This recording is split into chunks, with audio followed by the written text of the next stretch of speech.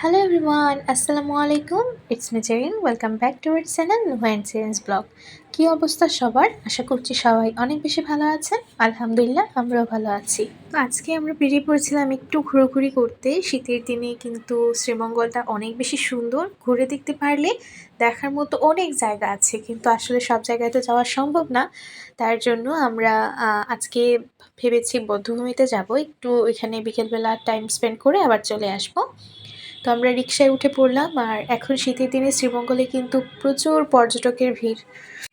বিভিন্ন জায়গা থেকে কিন্তু মানুষ এই টাইমটাতেই শ্রীমঙ্গলে ঘুরতে আসে।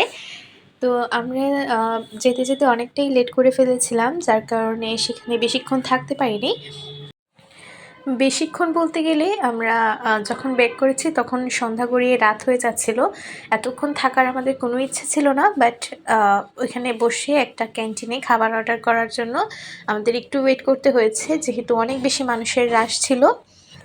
মানে এতটা পরিমাণে মানুষ সেদিন ছিল, আমরা গিয়ে পুরো অবাক হয়ে গেছি। সাধারণত বধ্যভূমির বিকেলবেলা তেমন একটা মানুষ থাকে না, আর এখন যেহেতু শীতের সিজন সবাই আসছে ঘুরতে,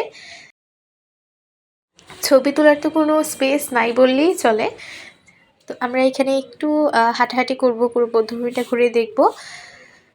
এখানে অনেক সুন্দর একটা সেতু আছে, আর শীতের সিজনে বাগান বিলাস ফুলটা ফোটার কারণে আরও বেশি সুন্দর লাগছিল। তো আমরা এখানে ক্যান্টিনে এসে কিছুক্ষণ ওয়েট করছিলাম আমাদের খাবার আসার জন্য। ভিউটা অনেক বেশি সুন্দর লাগছিল। আমাদের ওয়েট করতে করতে প্রায় সন্ধ্যা হয়ে আসছিল, আর সন্ধ্যার সময় আরও বেশি সুন্দর লাগছে কারণ চারদিকে লাইটিং করা হয়েছিল। তো আমরা এখানে ফুচকা এবং মোমো খেয়েছি, যদিও খাবারটা একদমই ভালো ছিল না। তো যাই হোক, আমরা এবার ব্যাক করব বাসায়।